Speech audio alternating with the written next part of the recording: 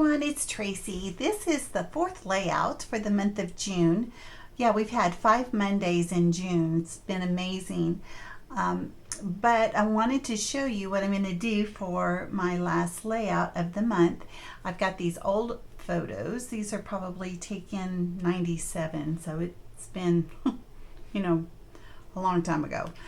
And what I'm going to use this as the background. And I'm getting my inspiration from a Scrapbook Generation sketch, but it is from the new class that was just started. It was called the 6x6 paper pad, and if you bought the sketches for $12, you got to be included in a Facebook group. But if you didn't get to partake in that, it's too late. You've got to, stay tuned on, Janet's channel and on the Scrapbook Generation Facebook group, because that's where I learned about it. Anyway, so for 20 weeks, we are going through all the sketches that Allison Davis has put together. And I'm using one of them as my inspiration. It is not exactly, because all of the ones that she's using that I can see are 2 pages, and it's not normally my style.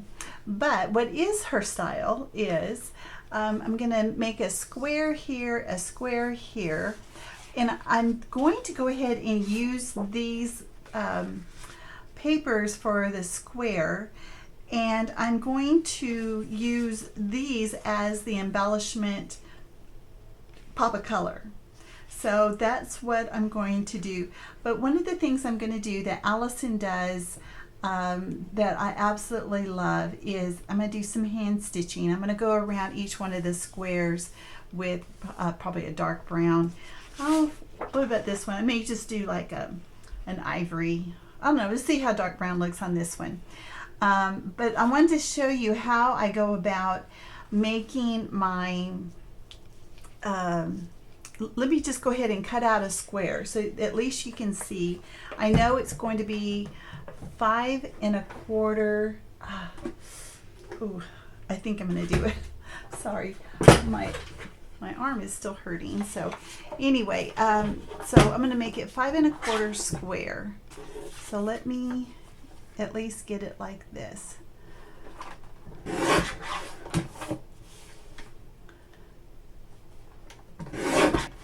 Let me just show you one.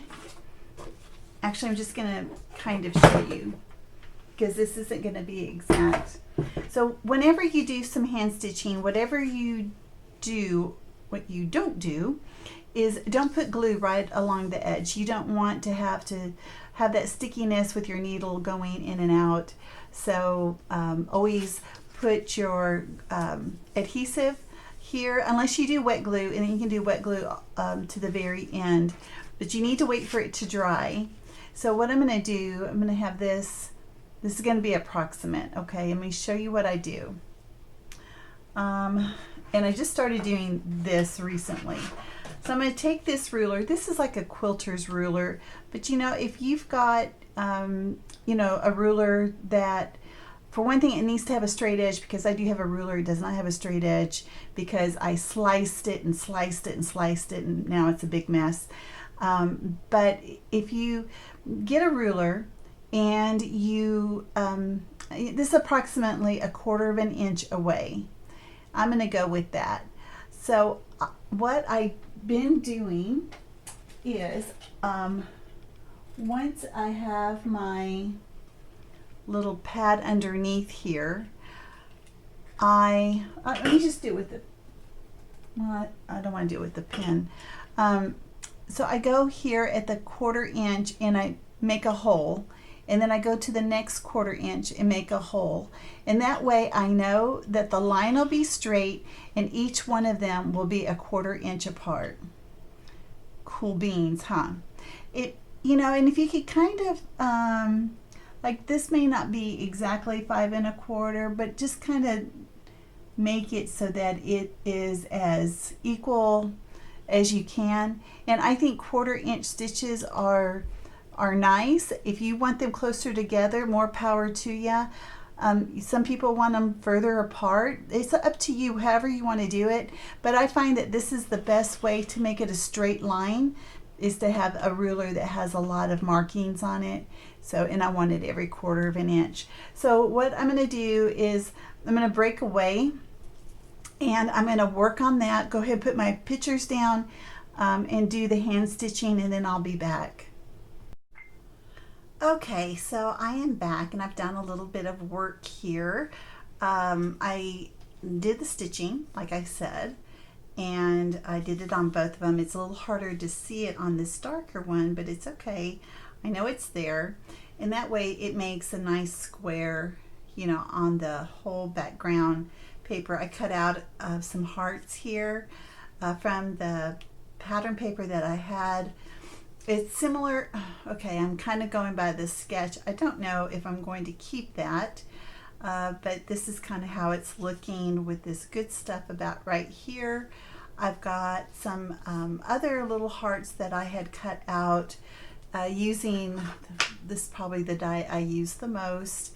You know, I told you I got it at, I don't know if you can see it. I got it at Simon Says Stamp, and I absolutely love it. I love the size hearts and stars that it cuts out. See, I also had a brad. Oh, here it is. Here's the brad that I got to go with that. And then down here in this embellishment corner is I pulled out this little scrap of paper, a brad, this little die cut, a frame, this die cut, and I really want to make a nice big embellishment here. But now I know that there's some yellow, kind of a goldish here, some up here. All there is like metallic gold, so I pulled this out. It's just this little bitty arrow. It's a sticker from, I'm so sorry, I'm sniffling, the Happy Camper sticker sheet. And while I'm doing that, I'm also going to use this. I'm going to put that underneath it, as well as up here, and have this arrow up here. And let's see, I think I was going to put the memories down here as well, and then these little arrows. So we'll get this all together. Let me go ahead and put this together the way that I think that it'll look the best, and I'll be back. Okay, it's done. I've got everything done on it. I don't think I added too much more than what I was had explained earlier, except I went to go, so my title. So the title, I ended up saying, "Goose, come here," because I don't even remember, but that would be something my kids would have said, while they were feeding the geese, or what, we were at the park, and geese are mean and blah blah blah, and but I didn't want to talk about that. But I can just hear the little one just saying that, "Goose, come here." Anyway, so I used the black here, and I felt like I needed to have a little bit of black up here. So I have a container that I have a lot of black elements in, and I knew that I wanted to use a brad, that way I'll have it in all three places. But then I also kind of came across this little wooden button with a little camera on it, and so I like that as well. So that is actually what that corner looks like. So once again, this is my style. I usually do it at an angle. I usually have all my embellishments that go in a diagonal. This is my go-to. It's like I don't know how to do anything different. Okay, well, thanks guys for joining me this month. I will have a video of a recap. Those don't seem to be as popular, as with some of these other videos that I've done, but I'll go ahead and do one. And next month, for the month of July, I'm the hostess, and I have a wonderful inspiration for you guys, and I look forward to seeing you guys next time.